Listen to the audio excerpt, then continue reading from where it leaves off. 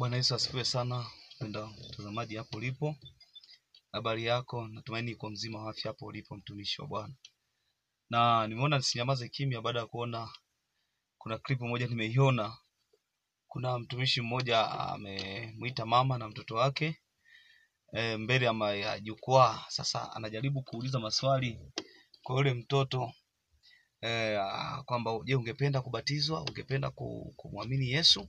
Nyosha mkono kama una swali juu ya haya yote, nyosha mkono.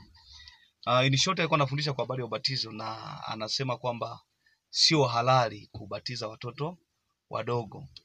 Lakini mimi kwenye swala la eneo la ubatizo siwezi kukubaliana naye kwa sababu kwanza msingi yenyewe ubatizo wa Kikristo. Ubatizo wa Kikristo Yesu anapoagiza hajaweka ubaguzi wala hajabagua kwamba wabatizwe watu wa namna fulani. Na ndio maana ukisoma Mathayo 28 mstari wa 16 mpaka 20 pale anasema, nimepewa mamlaka yote mbinguni na duniani, endeni ulimwenguni mote mkawafanye mataifa yote kuwa wanafunzi, mkiwabatiza kwa jina la Baba na Mwana na Roho Mtakatifu, na kuwafundisha kuyashika yale yote niliyowaamuru mimi, na tazama niko pamoja nanyi siku zote hata ukamilifu wa dahari. Hapo Yesu anazungumza, hajatoa kwamba anatoa kwamba watu wa namna gani wa kubatizwa.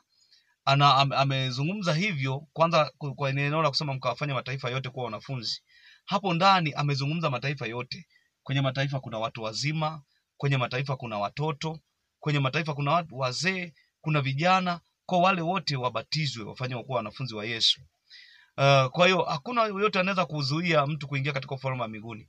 Na ndio maana nasema nazungumza hivyo kwa sababu wengi wanatumia hoja kwamba Yesu tunaangalia ubatizo aliobatizwa Yesu.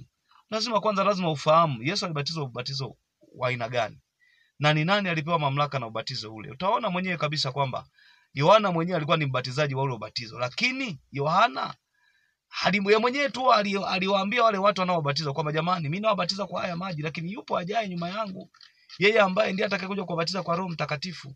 Kwa hiyo usio kazia kwamba ubatizo wa maji uko mimi kwa sababu alibatizwa Yesu, ubatizo akiwa mtu mzima na nini.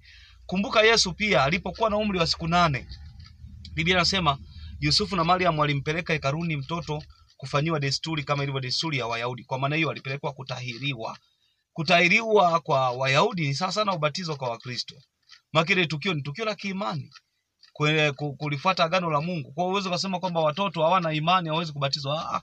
Mtoto ana imani kwa sababu nafsi ya mtoto ni kubwa kama ya kwako wewe. Ni vile tu umbile lake ni dogo hawezi kusema, lakini nafsi yake inafahamu kila kilichopo.